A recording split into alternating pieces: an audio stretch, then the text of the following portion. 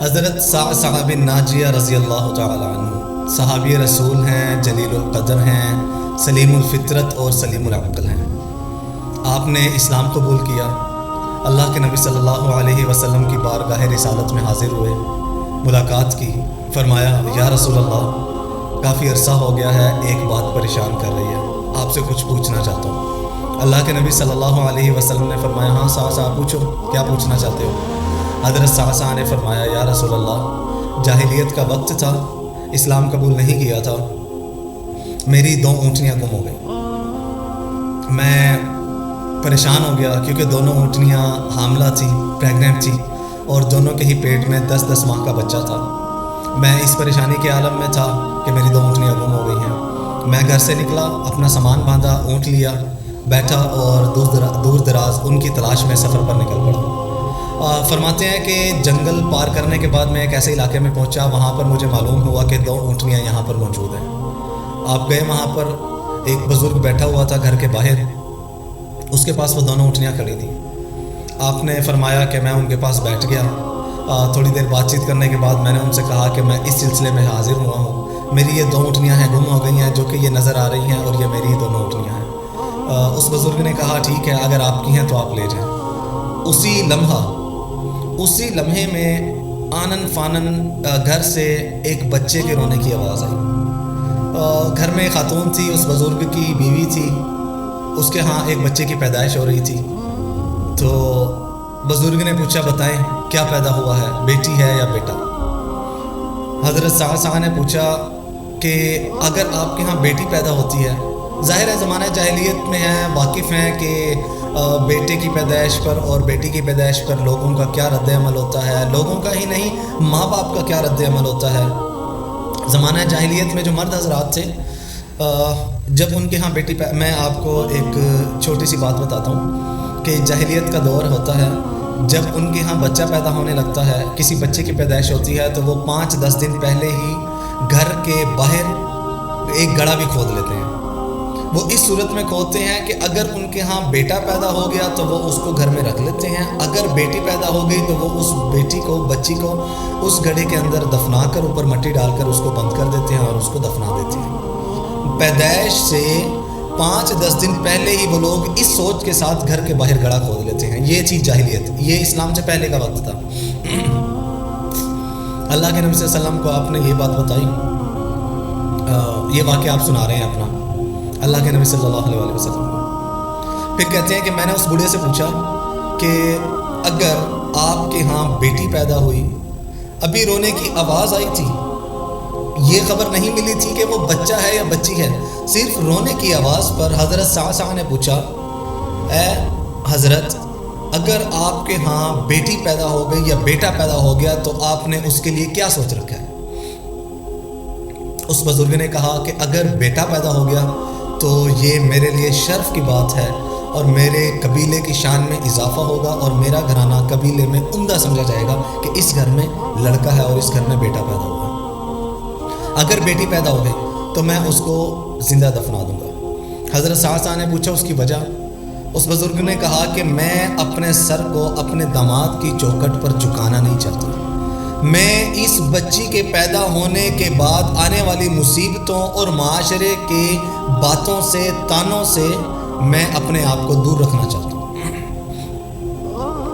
آپ نے قرآن میں بھی سنا ہوگا اور قرآن میں اس بارے میں آیا بھی ہے، وَإِذَا بُشِّرَ أَحَدُهُمْ بِالْأُنثَىٰ ظَلَّ وَجْهُهُ مُسْوَدًّا وَهُوَ كَظِيمٌ۔ جب ان کے گھر میں کسی بچی کی خوشخبری آ جاتی تھی، کسی بچی کی پیدائش ہو جاتی تھی، ظَلَّ وَجْهُهُ مُسْوَدًّا، ان کے چہرے غصے سے لال ہو جاتے تھے، وَهُوَ كَظِيمٌ، غصے سے بھر جاتے تھے، پریشان ہو جاتے تھے، جذباتی ہو جاتے تھے، آپ اس کو یوں بھی کہہ سکتے ہیں باولے ہو جاتے تھے۔ یہ لفظ بھی اگر استعمال کیا جائے تو نامناسب لفظ نہیں ہے کہ جاہلیت کے دور میں جب ان کے ہاں کوئی بچی پیدا ہو جاتی تھی تو وہ باولے ہو جاتے تھے۔ وَإِذَا بُشِّرَ أَحَدُهُمْ بِالْأُنثَىٰ ظَلَّ وَجْهُهُ مُسْوَدًّا وَهُوَ كَظِيمٌ يَتَوَارَىٰ مِنَ الْقَوْمِ، وہ قوم سے چھپتے پھرتے تھے، ڈرتے پھرتے تھے، مِنْ سُوءِ مَا بُشِّرَ بِهِ مِنْ أَحَدٍ، کہ جب ان کے ہاں بچی پیدا ہوتی تھی تو وہ قوم سے چھپتے پھرتے تھے، کہ یہ کیا ہو گیا ہے، ایمسکہ علی ہون ام یدسہ فی التراب، کہ ہم اس کو رکھ کر اپنے آپ کو تانے میں پیدا رکھیں، تانے سنیں لوگوں کے معاشرے میں، ایسی ایسی باتیں سنیں، یا پھر ہم اس کو مٹی میں دفنا کر عزت حاصل کر رہے ہیں۔ ان کے ہاں بچی کو مٹی میں دفنانا عزت کا مقام ہوا کرتا تھا، اور بچی کو گھر میں رکھنا ذلت کا مقام ہوا کرتا تھا۔ حضرت صعصع نے جب ان بزرگ سے پوچھا اور یہ بات سنی کہ میں اگر بچی ہوئی تو زندہ درگور کر دوں گا اس کو، آپ پریشان ہو گئے۔ ایک تو دل میں نرمی کا جو گوشہ تھا، خوشہ تھا، وہ جاگ گیا۔ آپ نے حضرت صعصع نے فرمایا کہ آپ معلوم کریں بچہ ہے یا بچی ہے۔ بوڑھے نے آواز دی، اندر سے خبر آئی کہ یہ بچی پیدا ہوئی ہے جی۔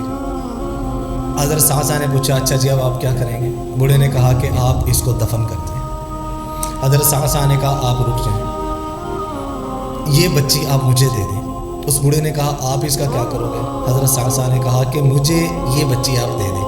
آپ اس کو زندہ درگور کر رہے ہیں، آپ اس ننھی سی جان کو مٹی کے اندر زندہ گاڑ رہے ہیں، ابھی یہ پیدا ہوئی ہے، اللہ تعالیٰ نے اتنی بڑی نعمت سے نوازا ہے ان کو، آپ اس کو، یہ اسلام سے پہلے کی باتیں ہیں، میں اپنی طرف سے کہہ رہا ہوں کہ اللہ تعالیٰ نے ان کو اس نعمت سے نوازا، کیونکہ ہمارے ہاں بیٹی بہت بڑی نعمت اور رحمت ہے۔ تو آپ نے یہ کہا کہ آپ اس کو دفنائیں نا، میں آپ کو اس بچی کے عوض یہ دونوں حاملہ اونٹنیاں دیتا ہوں۔ اس بزرگ نے کہا کہ اگر آپ یہ بچی لینا چاہتے ہیں تو یہ دونوں اونٹنیاں نہیں، بلکہ یہ جو اونٹ جس کے اوپر آپ آئے ہیں میرے پاس، یہ اونٹ بھی آپ کو مجھے دینا پڑے گا۔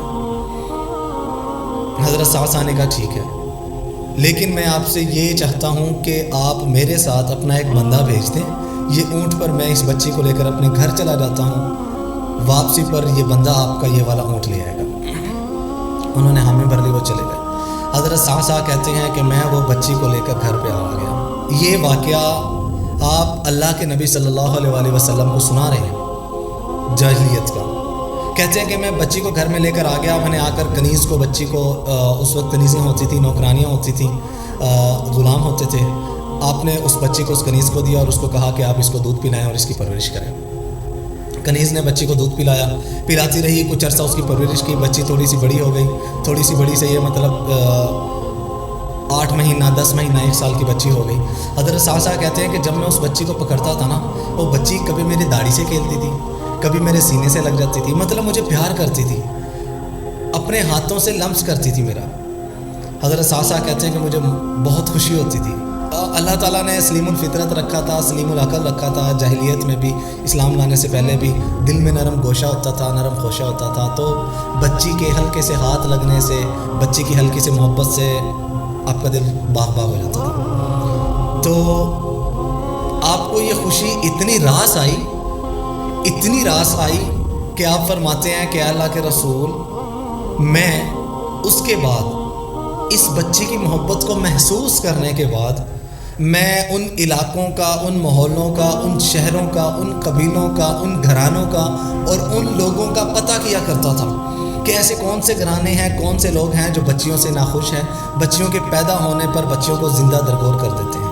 آپ کہتے ہیں کہ میں اس گو میں نکل پڑا، میں نکلا، کبھی یہاں جاتا، کبھی وہاں جاتا، مجھے جیسے پتہ لگتا میں وہاں پر 2 اونٹنیاں اپنی حاملہ، 10 ماہ کے بچے والی 2 حاملہ اونٹنیاں ان کو دیتا، اور 1 اونٹ، مطلب 3 اونٹ ان کو دیتا اور 1 بچی لے آتا ہوں اسے۔ حضرت صعصع کہتے ہیں کہ اس طرح اسلام سے پہلے جاہلیت کے زمانے میں اے اللہ کے رسول، میں نے اپنے گھر میں 360 بچیاں پال لی۔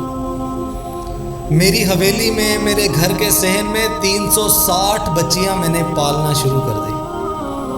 جہاں بھی جاتا، جہاں بھی خبر ہوتی، میں اپنے اونٹ دیتا اور ان بچیوں کو لے آتا۔ حضرت صعصع رضی اللہ تعالی عنہ اتنی محبت کرنے لگ گئے تھے بچیوں سے۔ جب یہ واقعہ آپ نے اللہ کے رسول کو سنایا اور کہا کہ اللہ کے رسول، کیا یہ والی جو میری نیکیاں ہیں، یہ والے جو میں نے اچھے کام کیے ہیں، کیا ان کا اجر اور ان کا صلہ مجھے قیامت والے دن ملے گا؟ میں نے یہ جو نیکی کی ہے، کیا ان کا اجر اور صلہ مجھے قیامت والے دن اللہ رب العزت مجھے دے گا؟ اللہ کے رسول صلی اللہ علیہ وآلہ وسلم نے بہت پیارا جملہ فرمایا اس وقت کہ صعصع، تو یہی تو نہیں جانتا کہ اللہ کے رسول صلی اللہ علیہ وآلہ وسلم تجھے یہ کہہ رہے ہیں کہ اللہ نے تجھے اس نیکی کے بدلے ہی تو اسلام کی دولت سے نوازا ہے۔ اللہ اکبر۔ آپ اگر ایسے موقع پر کوئی اچھا کام کرتے ہیں جب آپ کو عقل نہیں ہوتی، یا آپ اسلام سے ناواقف ہوتے ہیں، یا آپ اسلام سے بالکل دور ہوتے ہیں، لیکن آپ کوئی اچھے کام کر رہے ہوتے ہیں، ان کی بدولت اللہ تعالیٰ پھر آپ کو سیدھی راہ دیتا ہے، سیدھا راستہ دکھاتا ہے۔ اللہ کے رسول صلی اللہ علیہ وسلم نے فرمایا سعا یہی تو اللہ کی نعمت ہے، یہی تو اللہ کا وہ اجر عظیم ہے جو آپ کو اللہ تعالیٰ نے اسلام کی دولت سے مالا مال کر دیا۔ آپ مسلمان ہو گئے، آپ ایمان لے آئے، اب آپ اتنے صدقات اور خیرات کر رہے ہیں کہ جنت آپ کی راہ تلاش کر رہی ہے کہ سعا میرے پاس دوڑ کر آئے، میرے پاس بھاگ کر آئے، کیونکہ آپ ایمان لے آئے ہیں، آپ مسلمان ہو گئے ہیں، آپ مومن ہو گئے ہیں۔ اب جنت آپ کی راہیں تلاش کر رہی ہے، جنت اپنی کھڑکیوں اور دروازے کھول کر کھڑی ہے کہ سعا میرے پاس آئے۔ یہ تھے وہ لوگ، یہ تھے وہ صحابہ کرام